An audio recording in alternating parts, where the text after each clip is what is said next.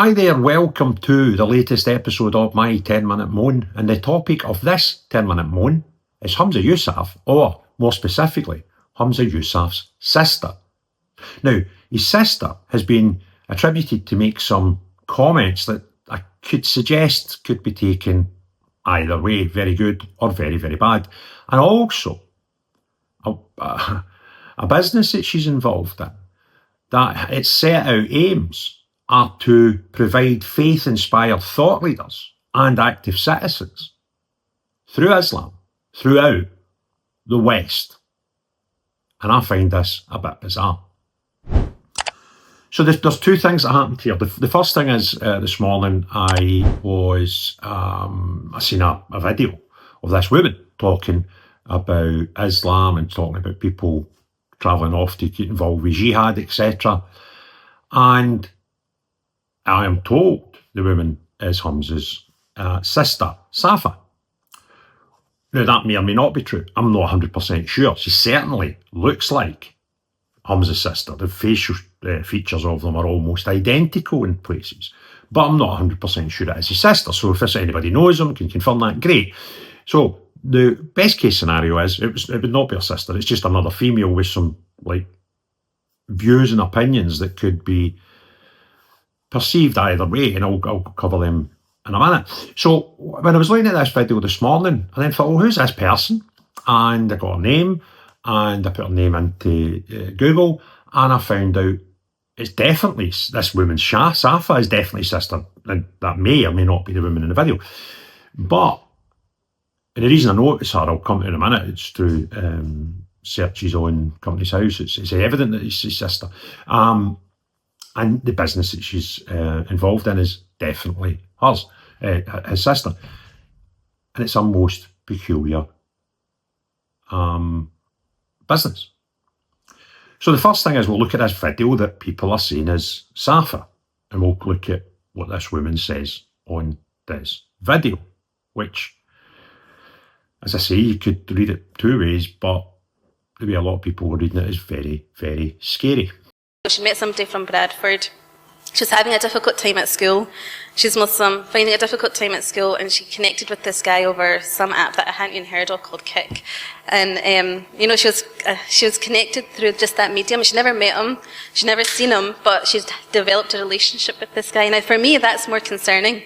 That's a concern. That's something that I worry about, not about whether girls are going off to do jihad and extremism. So the fact that this girl met and started an online cyber relationship with somebody is more of a concern to this young lady than people going off to join Jihad, go off to Syria and places like this. Seriously.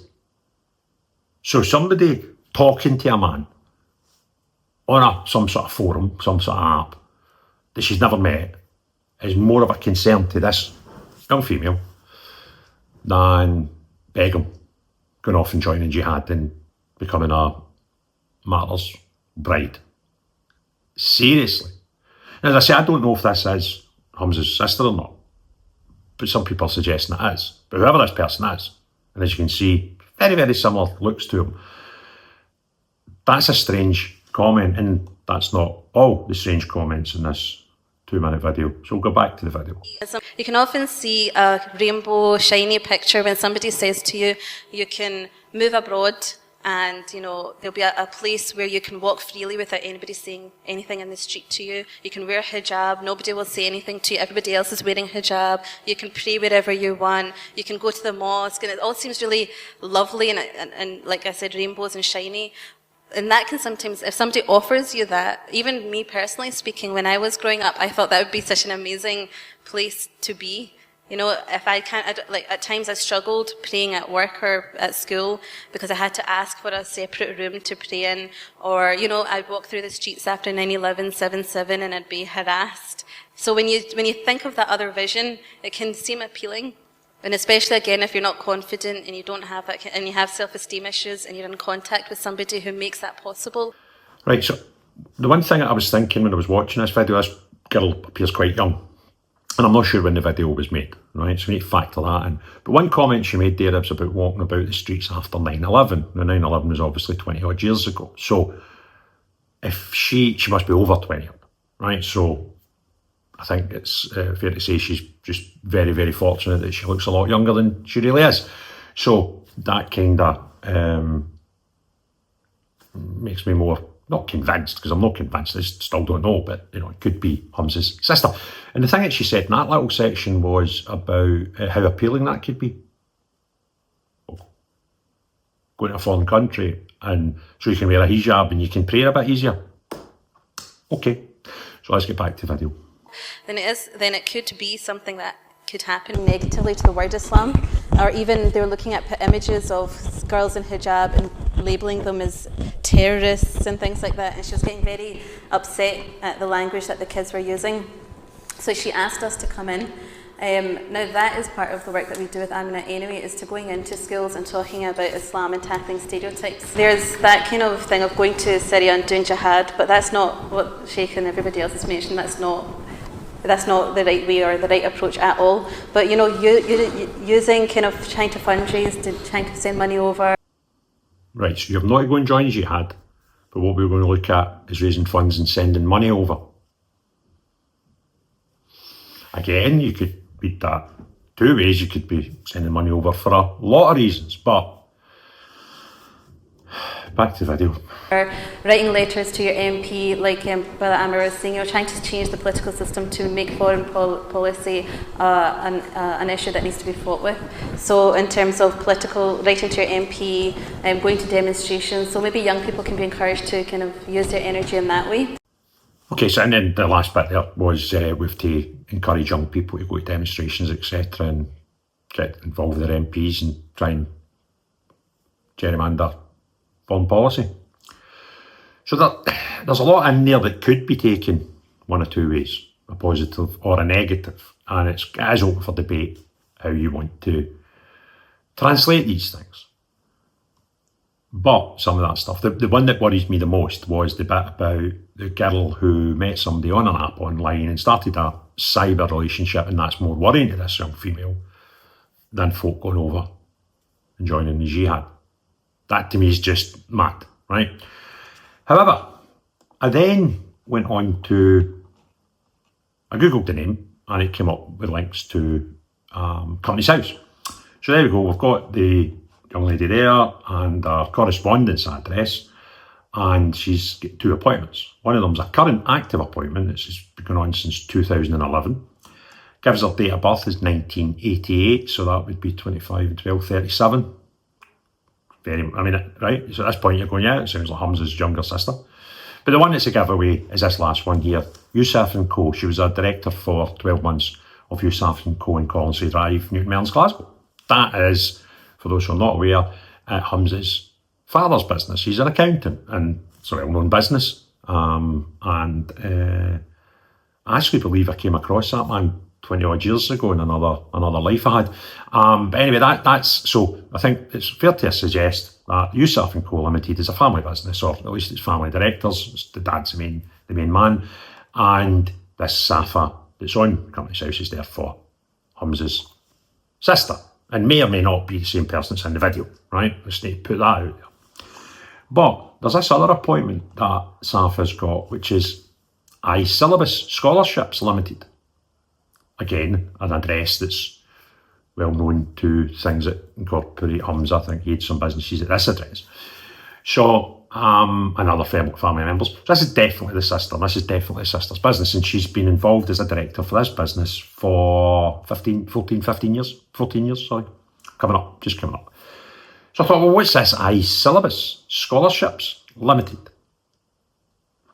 What iSyllabus Scholarships Limited is, they run a website called iSyllabus. And they give, as you can see here, Islamic studies programmes you can trust. And they do give scholarships. They don't charge a lot for these, a lot of these programmes. Some of them as cheap as £6.99 per month. But there are scholarships available. Where the funding comes from them, I don't know. That's for a time when I'm really bored and get a couple of days in my hands. But they get funding obviously from somewhere, or they wouldn't be able to give scholarships, and that's not really the point here, but that's what they do. And they offer a range of things online, face-to-face, diplomas, short-term, long-term stuff. and they do like events. Now, before I go on, I will, try and be balanced as possible here. And I have to say that one of the scholars I've read a bit about him, and what he's saying, this is one of the scholars that uses the programme, he's anti-arranged marriages. So, it's not all negatives here. There is evidently stuff that Indigenous people of the United Kingdom would probably agree with, right? However, what is iSyllabus? And they have a page on their website that tell you what iSyllabus is. And this is a bit that I find a bit peculiar and unpleasant, if I'm perfectly honest. iSyllabus aims to develop the next generation of active citizens and faith-inspired thought leaders in the West through transformative Islamic education programs. Not making them better at their job, not making them strong leaders, but they want to make them faith-inspired throughout the West, not just in Scotland, not just in Britain, throughout the West, through transformative Islamic education programs. I'm quite sure there's plenty leadership courses, etc. available already in the UK that don't need to be faith-based. But this business, that's their aim. It's got to be their main aim because it's the first thing they talk about in their website where they explain what and who they are. But the next bit is equally as thought-provoking. The next claim that they make. Our vision is to spark a revolution in the provision of Islamic education, developing upright individuals, well informed of their faith, ready to deal with the challenges of the societies. Now again, that could be quite well meaning, but it's a choice of words, and choice of words is very, very important. And they want to spark a revolution. And I don't like that language. Staying up to date with events around the world can be difficult, where it's impossible to consult a single source for the full story. Narratives that shape public opinion often just reinforce media and corporate-backed vested interests. It's hard to know what information to trust. See what the media is exaggerating, sensationalising, over or under reporting. That's why I've been using Ground News.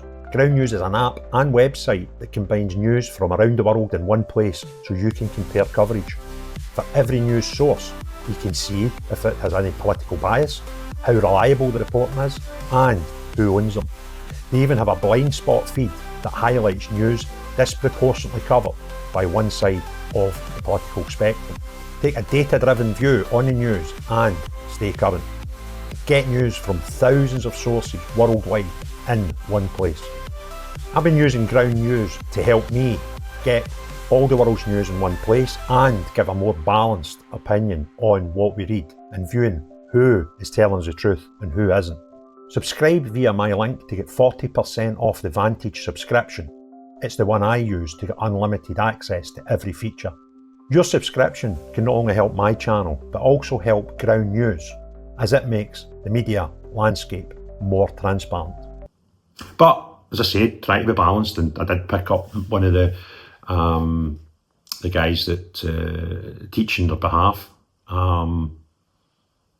Is quite vocal about how negative, and how his words are, there's no space in Islam for forced marriages, arranged marriages. So it's not all bad, but I kind of get heebie-jeebies when I read stuff like this.